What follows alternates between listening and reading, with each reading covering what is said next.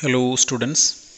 In our last few sessions we have explained Pareto optimality criterion of social welfare and Kaldor-Hicks-Sitowski compensation principles.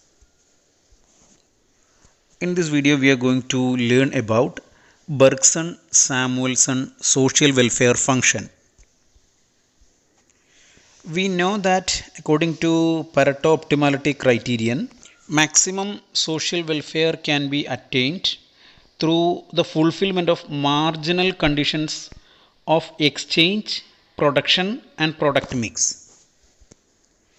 Pareto optimality failed in explaining the social change which increases the welfare of some people and decreases the welfare of others. Besides, according to Pareto optimality, there is no single point of efficiency and optimality. Kaldor, Hicks, and Sitowski try to explain the social change which increases the welfare of some group of individuals and decreases the welfare of some others through compensation principle. This compensation is not actual compensation and it was criticized because it depended hypothetical compensation. In this context, a new approach to welfare economics was suggested by Bergson and Samuelson. They developed a social welfare function.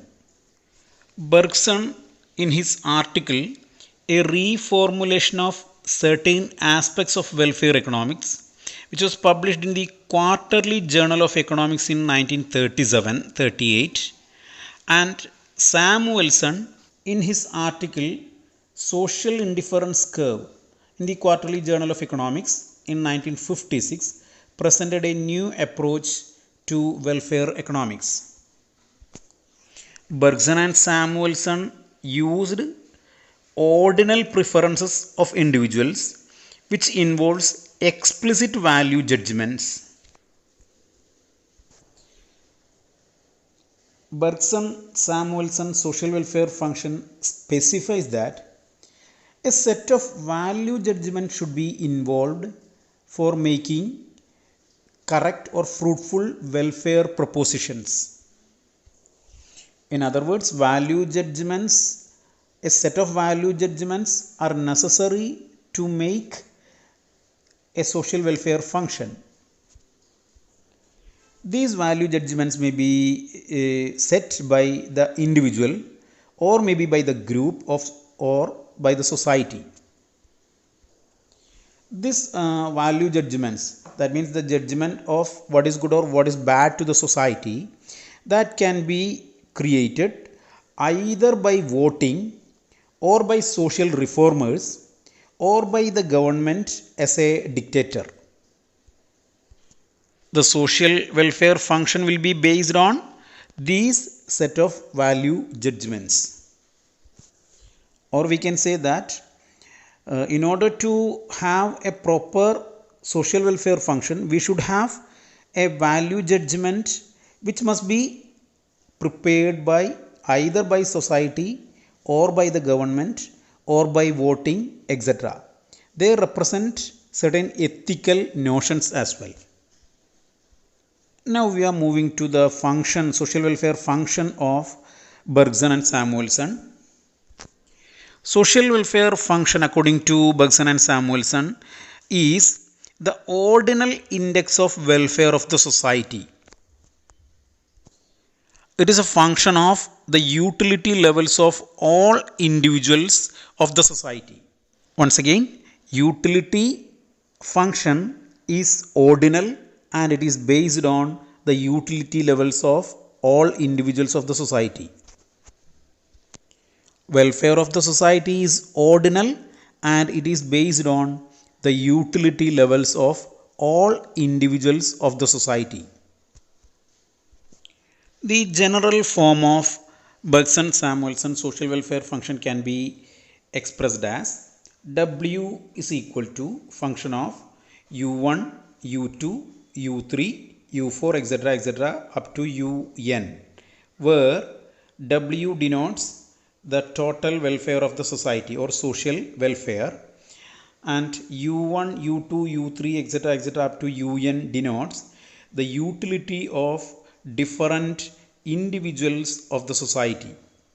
This utility function shows that the welfare of the society depends upon the welfare of different individuals, utility levels of different individuals of the society. There are some properties to this social welfare function. The first and most important property is that this social welfare function involves interpersonal comparison of utility, and it is based on explicit value judgments. The previous analysis of Vilfredo Pareto, Calder, Higgs, and Sitowski were severely criticized because of the lack of this interpersonal comparison of utility and excluding of the value judgment. Therefore, this Bergson-Samuelson social welfare function incorporated interpersonal comparison of utility and explicit value judgment. Here, value judgment is explicitly determined, externally determined by an authority or an external agency. Second property is that the Bergson-Samuelson social welfare function generalizes the Marshall-Pigou welfare formulations.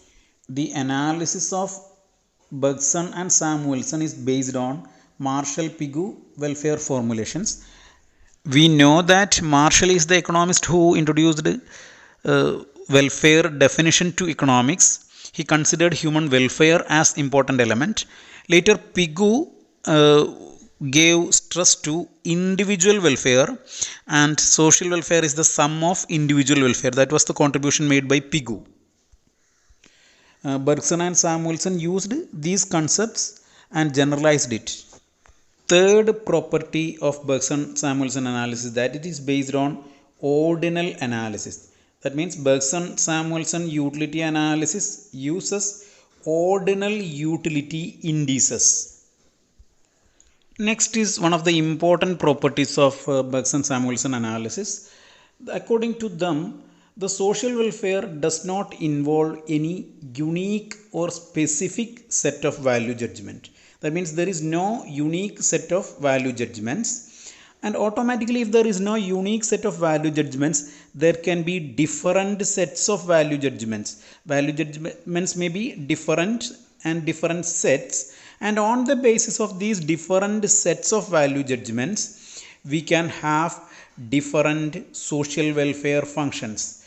Therefore, from the very beginning, there is no unique set of value judgment, and since there is no unique set of value judgments, there are different sets of value judgments, and on the basis of these different sets of value judgment, we have different forms of social welfare function.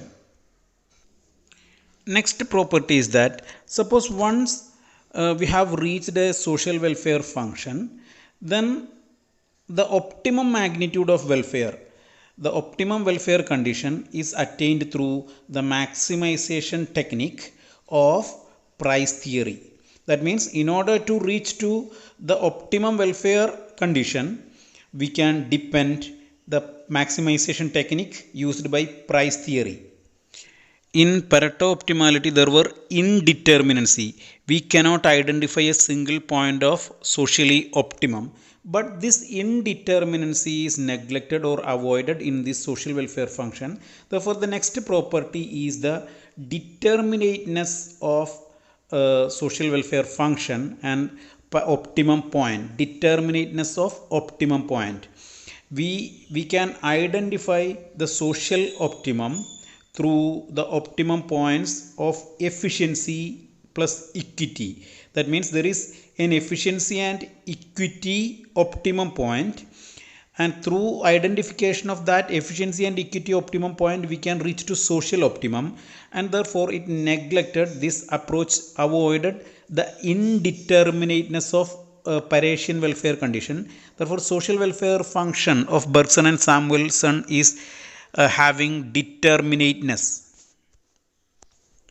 On the basis of these properties, we can derive the social welfare function on the basis of the existing value judgments and consistency in social choices. We can have a social welfare function like community indifference curves.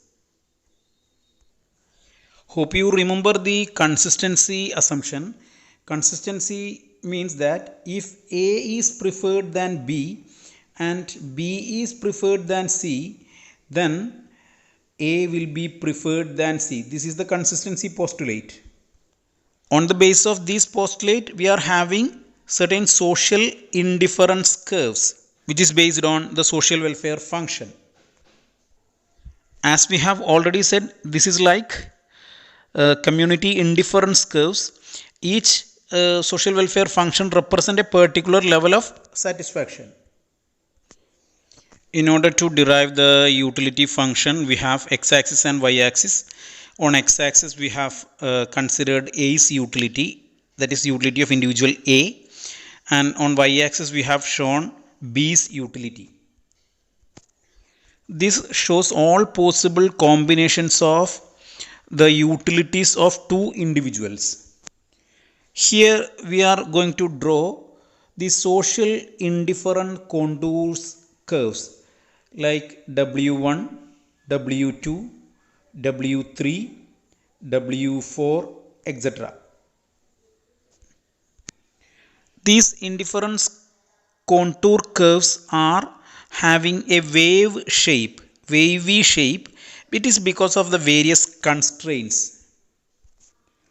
Through this wave nature, we can avoid the rate of substitution of A's utility with that of B's utility. It is very clear that as we move from top to bottom, like point C to D, there is improvement in the welfare of A and decrease in the welfare of B. But here points C and D are lying on the same indifference contour curve, and therefore the social welfare associated with the W1 will be the same. Here we are comparing the utility status of A and B at point C and at point D, but we know that the total utility of the society will be the same. Thus, it is incorporated the interpersonal comparison of utility. Like social indifference curves, these social indifference contours also represent different levels of welfare. Suppose if the economy moves from C to E, definitely there is an improvement in welfare of the society because it increases the welfare of both the individuals. Similarly, if the economy moves from E to C or D, it decreases welfare. In the same manner, higher utility is possible at point F and little more higher utility is possible at point G. Therefore, higher the indifference contour curve, social indifference contour curves, higher will be the level of social welfare. These W1, W2, W3 and W4 are derived from different social welfare functions which is based on different set of value judgments. By comparing different points like C, D, E, F, G, etc., it is possible for us to determine whether the economy is getting better off or becoming worse off. Through interpersonal comparison and value judgment, it is possible for us to measure the welfare through this welfare function W1, W2, W3 and W4. Suppose if the system or economy is moving from C to D, it is clear that the total welfare remains the same in the society. It means that there is an improvement in the welfare of A and decrease in the welfare of B, but the improvement in A's utility is exactly equal to the decrease in welfare of B.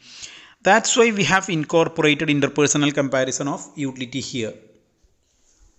So, on the basis of the analysis of various points, we can explicitly indicate whether the proposed policy will improve the social welfare condition or will decrease the welfare of the society, or whether the condition will remain unchanged, etc.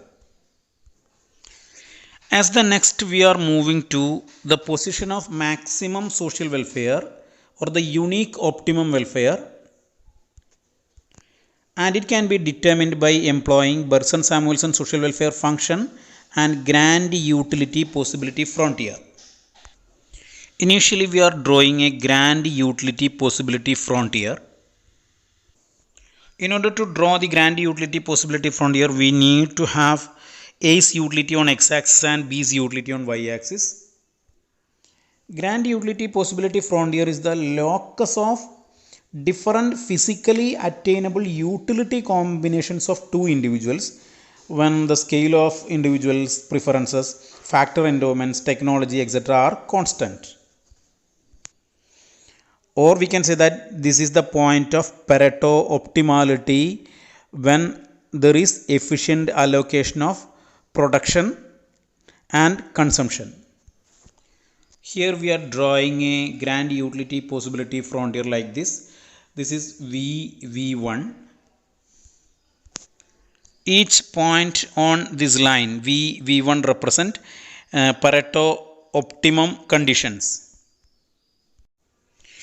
That is, at all the points of this V1, we have MRTXY is equal to MRSXY of A is equal to MRSXY of B. That means we have best points as per the Pareto optimum conditions.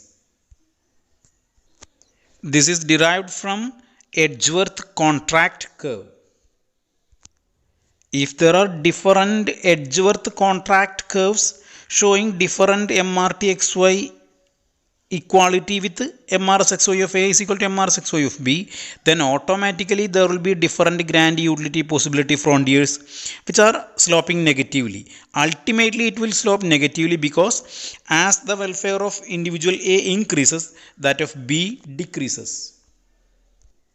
Now we are going to identify the point of constrained bliss or the point of maximum social welfare. The point of constrained bliss is the point of maximum social welfare. For that we need to incorporate the social welfare function W1, W2, W3, etc.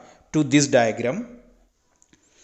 On the basis of the Bergson-Samuelson utility function, we have incorporated W1, W2, W3, W4, etc. to this grand utility possibility curve. This W1, W2, W3, W4 represent different levels of social welfare which is based on a particular explicit value judgment and interpersonal comparison of utility.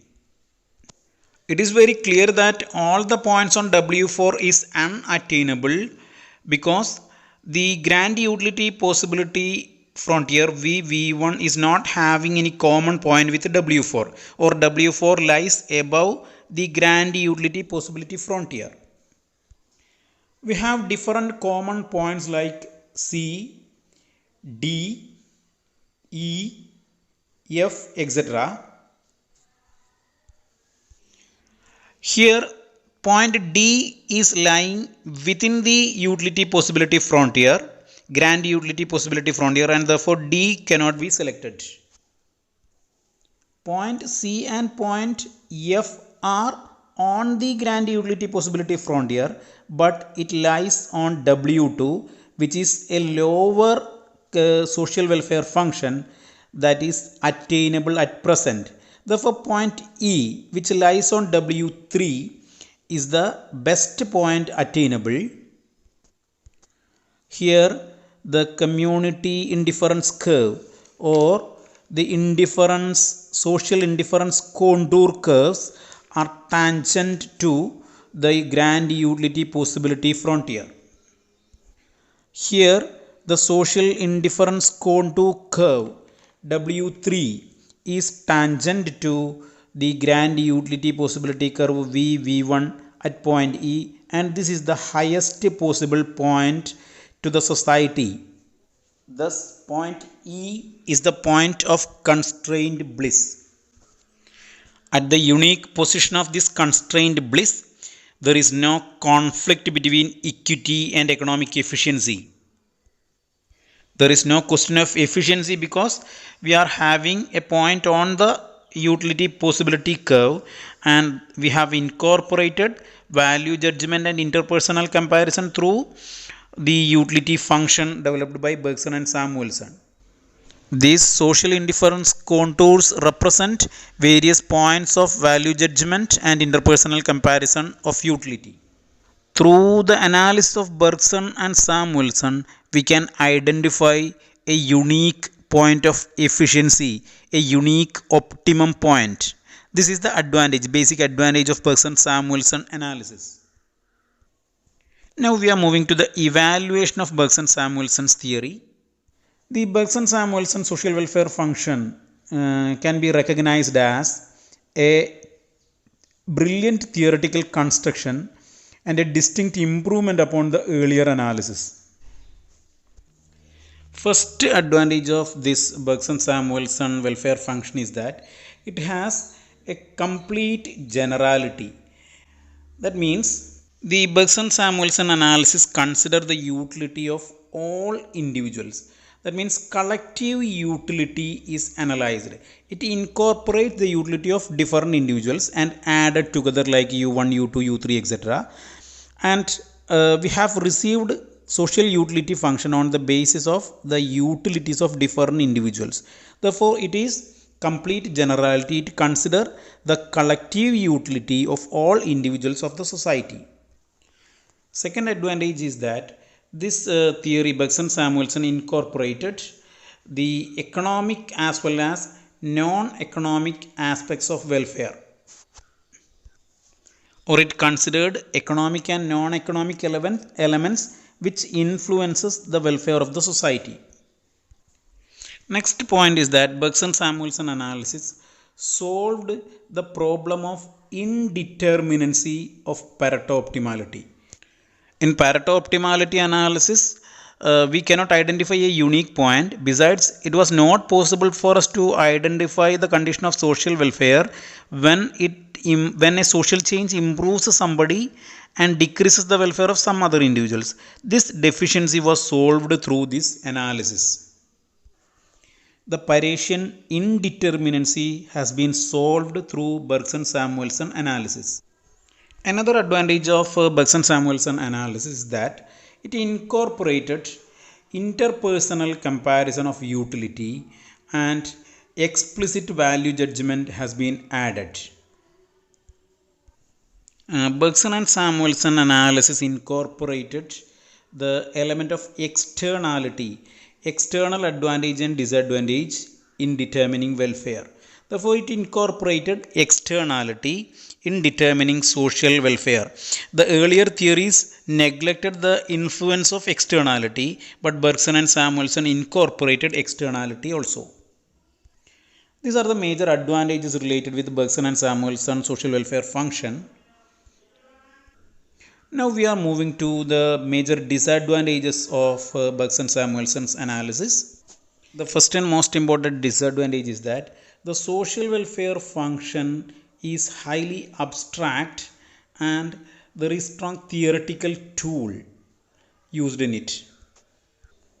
The basic two problems are, first one is it is based on ordinal preferences, and second one is there is subjectivity element in the social welfare function. It is not possible for us to determine a social welfare function by avoiding subjectivity. The objectivity of determining social welfare function is very less. Second criticism is that there is a limited application to this Bergson-Samuelson analysis because we cannot determine a social welfare function either in democratic method or in totalitarian system. In democratic system, there may be many vague welfare functions, and in totalitarian system, the arbitrariness of value judgment may not ensure maximum social welfare. Another important criticism against this analysis is that this is not realistic, because there are no specific tool to identify the basic social welfare function. It is a colored umbrella, but we cannot reach to basic social welfare function directly. There is no proper guidelines for formulating a practical program for formulating a social welfare function. According to some economists, there is no position of total maximum social welfare. There is no position of equity efficiency point. Practically, it is not possible to reach to a single point of the best efficiency and maximum equity. One of the most important criticism is that in the reality there are various elements which are non-observable and various quantities which are not measurable, which determines welfare. Suppose there are certain elements to individual welfare which cannot be measured. Such non-measurable or non-observable elements are neglected by the Bergson and Samuelson in constructing their social welfare function. Kenneth J. Arrow raised certain serious objections in determining social welfare function. His arguments are known as Arrow's impossibility theorem. According to Arrow, the ordinal preferences of the individuals will lead to contradictory results. Therefore, according to Arrow's impossibility theorem, we cannot reach to social welfare function. We will discuss Arrow's impossibility theorem later. This is one of the most important criticisms of Bergson-Samuelson social welfare function. Even though there are various criticisms into this Bergson-Samuelson social welfare function, we cannot neglect the relevance of this function, because it succeeded in presenting a single point for social welfare, for efficiency and equity. Thank you.